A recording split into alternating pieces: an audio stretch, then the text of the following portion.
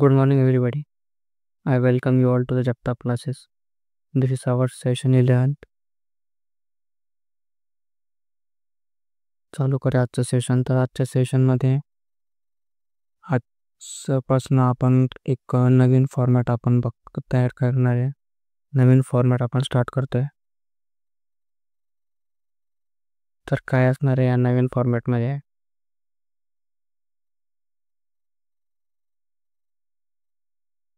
तर आपण 5 वर्ड घेणार आहेत, म्हणजे प्रिव्हियस इयरचे होक्या वाचणार आहे. 5 वर्ड, त्यापैकी त्यासोबत त्याचे सिनोनिम्स प्लस अँटोनिम्स आणि प्लस 5 OWS, इडियम्स आणि फ्रेजेस.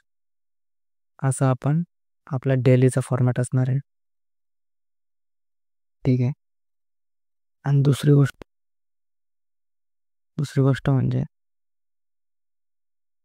महत्त्वाची गोष्ट म्हणजे जी काही सर्व आपण डेली होका बघणार आहे, तर ती असणार आहे आपली फक्त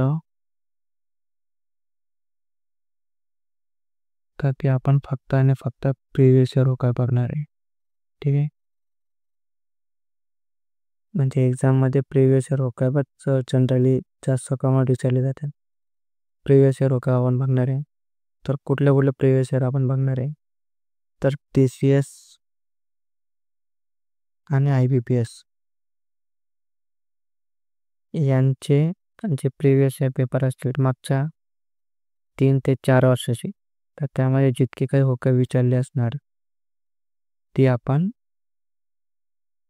या ठिकाणी बघणार आहे. त्याचं एक्सप्लेनेशन बघणार आहे. ठीक आहे.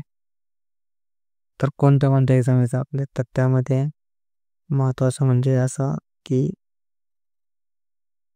सरळ सेवामधले जितके काही एक्झाम असतात, महाराष्ट्रातल्या सरळ सेवा भरती अंतर्गत ज्या काही एक्झाम होतात त्या सर्व. दुसरं म्हणजे SSC. तिसरं आपण बघू शकतो तलाठी भरतीचे सुद्धा. त्याचबरोबर MPSC. त्याच्यामध्ये कंबाईन आणि राज्यसेवा दोन्हीचं मिळू शकतं. ठीक आहे. तर सुरू करूया आपण आजचं सेशन.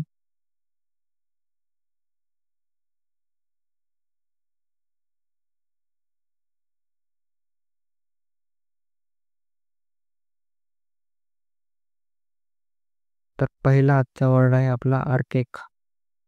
आर्काईक म्हणजे काय? तर ओल्ड फॅशन किंवा आउटडेटेड झालेला, म्हणजे जुना किंवा कालबाह्य झालेला. ठीक आहे. त्याचं सिनोनिम आहे एन्शियंट म्हणजेच ऑब्सोलेट. सिनोनिम एन्शियंट आणि ॲब्सोलेट हे 2 वेगळे शब्द आहेत. ठीक आहे. आणि त्याचं अँटोनिम्स आपण म्हणू शकतो मॉडर्न निनी. ठीक आहे. इझी वर्ड आहे. चालेल. नेक्स्ट आपण बघूया डिलिजंट. नेक्स्ट आपला वर्ड आहे डिलिजंट. तर डिलिजंट म्हणजे काय? तर हार्डवर्किंग आणि केअरफुल व्यक्ती किंवा व्यक्तिमत्व. ठीक आहे. मराठी अर्थ त्याचा दिलेला आहे त्यांनी मेहनती. सिनोनिम जर त्याचे बघितलं तर इंडस्ट्रियस म्हणजे सुद्धा मेहनती किंवा खूप मेहनत करणारा. केअरफुल तर आलेलेच आहे. तर त्याचं एंटोनिम बघायचं म्हटलं तर मेहनतीचे अपोजिट आपल्याला आळशीच येतं. त्याप्रमाणे येतं डिलिजंटचा अपोजिट वर्ड येतो लेझी आणि केअरलेस. ठीक आहे. केअरफुलचा अपोजिट केअरलेस. ठीक आहे. नेक्स्ट वर्ड बघतोय आपण ॲबंडन. ठीक आहे. तर ॲबंडन म्हणजे काय? तर टू लिव्ह समथिंग कम्प्लिटली, म्हणजे एखादी गोष्ट सोडून देणे किंवा त्या गोष्टीचा त्याग करणे म्हणजेच ॲबंडन करणे. ठीक आहे. सिनोनिम बघा फोरसेक म्हणजे सुद्धा त्याग करणे होतो, सोडून देण्यात होतो. लिव्ह म्हणजे सोडून देणे. ठीक आहे. त्याचा अँटोनिम बघा कीप. लिव्ह म्हणजे सोडणे, कीप म्हणजे ठेवणे. दुसरा आहे कंटिन्यू म्हणजे सतत चालू ठेवणे, सोडून न देणे. ठीक आहे. नेक्स्ट आपला वर्ड आहे स्प्युरियस.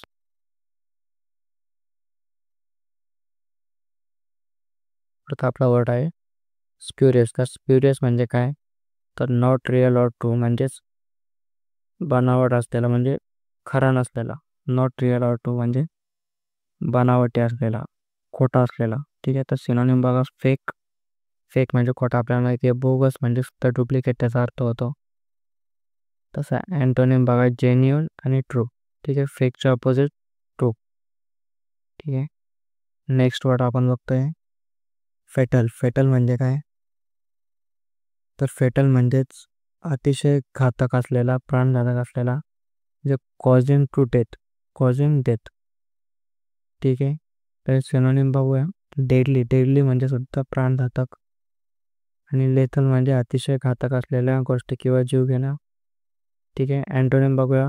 हार्मलेस. फॅटल म्हणजे हार्मफुल असतं, घातक असतं, तशा अपोजिट हार्मलेस.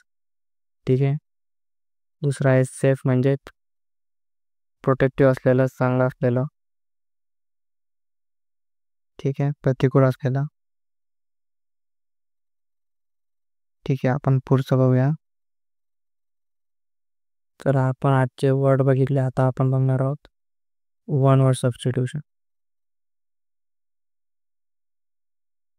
ठीक आहे, प्रत्येक एक्झाममध्ये याच्यातले वन वर्ड सबस्टिट्यूशनचे आपल्याला 2 ते 3 क्वेश्चन दिसतातच. ठीक आहे, तर पहिला वर्ड आहे आपला,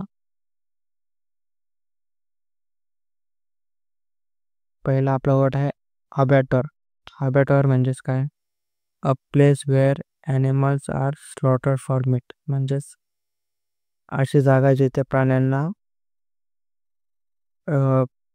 ठार केलं जातं किंवा मारल्या जातात, तर त्यांची कत्तल केली जाते, म्हणजेच कत्तलखाना मराठीमध्ये, त्याला अबॅटर म्हणतात.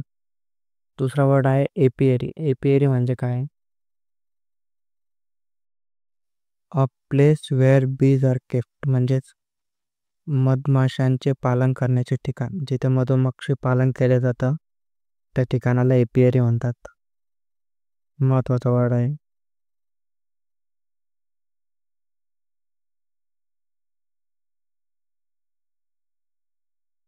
पुढचा आपण वर्ड बघतोय आर्सेनल. आर्सेनल म्हणजे काय? A place where weapons are made or stored. म्हणजे